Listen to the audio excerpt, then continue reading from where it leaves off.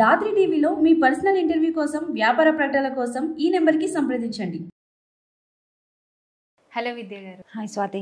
విద్య గారు, ఈ రోజుల్లో మనీకి ఎక్కువ ఇంపార్టెన్స్ ఇస్తున్నారు. అంటే లైక్ ఎంతసేపు మనీ, ఇది కొనాలి, అది కొనాలి, ఇది చేయాలి, అది చేయాలి, లైఫ్ అంతా దాని మీదే పెట్టేస్తున్నాం. దీనివల్ల రిలేషన్స్ అనేది ఎక్కువ మెయింటైన్ చేయట్లేదు, పెద్ద పట్టించుకోవట్లేదు. లైక్ ఎలా అంటే ఒకప్పుడు కుటుంబాలన్నీ కలిసి ఉండేవి కదా, ఇప్పుడు ఎవరి వాళ్ళు ఫ్లాట్స్ కానీ సపరేట్ ఉండిపోవడం, ఫెస్టివల్స్ కూడా వెళ్ళకపోవడం, ఇలాంటివి మనీ వల్ల డైవర్ట్ అయిపోతున్నారు. దీని గురించి మీరు ఏం చెప్తారు? మనీ అనేది చాలా ఇంపార్టెంట్. యాక్చువల్గా మనీ లేకుంటే అసలు ఏం జరగదు, రైట్? ఏది తీసుకోవాలన్నా, ఏది కొనాలన్నా, ఏది తినాలన్నా ఎవ్రీథింగ్ ఈజ్ మనీ అని చెప్పొచ్చు నిజం చెప్పాలంటే. కానీ దానికి మించి ఉంది. ఒక రిలేషన్ కావచ్చు, ఒక లవ్ కావచ్చు, ఏదైనా కావచ్చు, దానికి మించి ఉంది.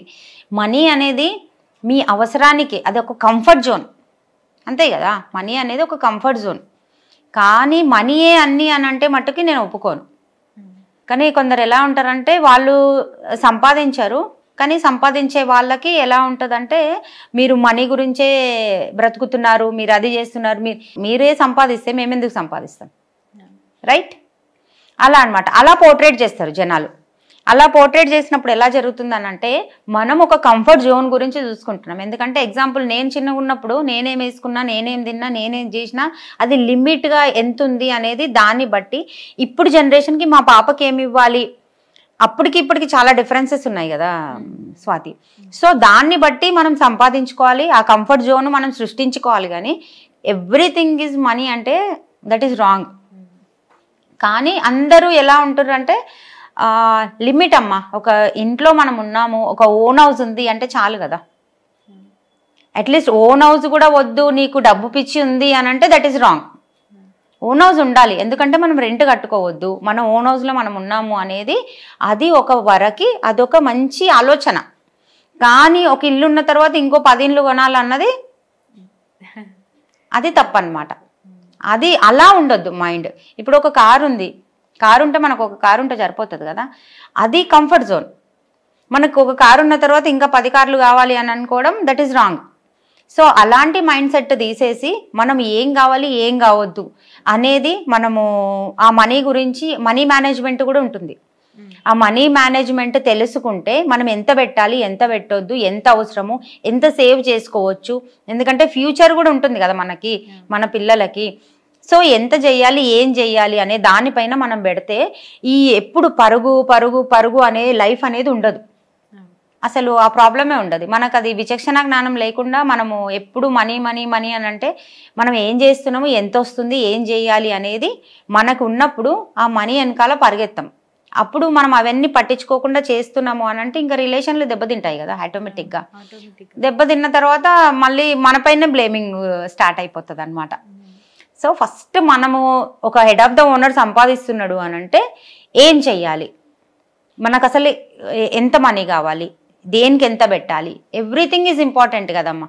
ఇప్పుడు మనము బట్టలు వేసుకోవాలన్నా, ఫుడ్ తినాలన్నా, ఎక్కడికన్నా వెళ్ళాలన్నా, పిల్లల్ని కనాలన్నా, పిల్లలకి పోషించాలన్నా, పిల్లలకి స్కూలు, కాలేజెస్, వాళ్ళ పెళ్ళిళ్ళన్నా ప్రతి దానికి ఒక మేనేజ్మెంట్ అనేది మనం చేసుకొని పెట్టుకుంటే మనకు అర్థమవుతుంది. మనం అలా చెయ్యకుండా దుబారా ఖర్చులు చేసేసి ఉన్నప్పుడు లేనప్పుడు లేవు అని అంటే అది కరెక్ట్ కాదు కదా. సో ఎప్పుడు ఏది చెయ్యాలి అనేది కూడా ఇంపార్టెంట్.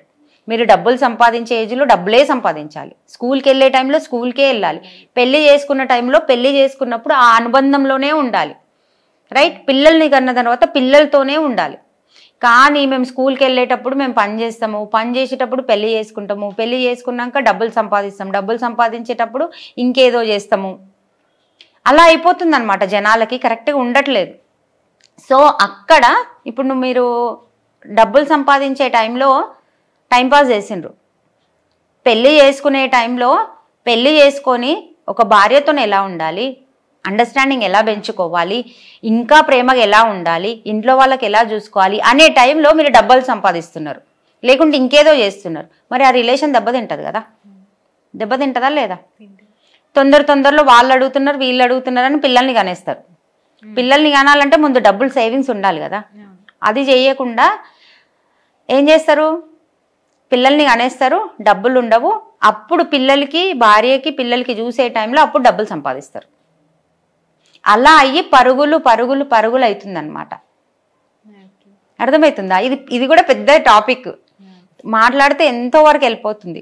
కానీ ఎవరు ఏం చెయ్యాలి, ఎవరి ఏజ్కి ఏది కరెక్ట్ అనే దాన్ని మనకి ఒకటి ఆలోచన ఉండి కరెక్ట్గా what is right what is wrong అనేది మనకు తెలిస్తే ఆ డబ్బులు వెనుకపోము, ఇంకా దేని వెనుకపోము.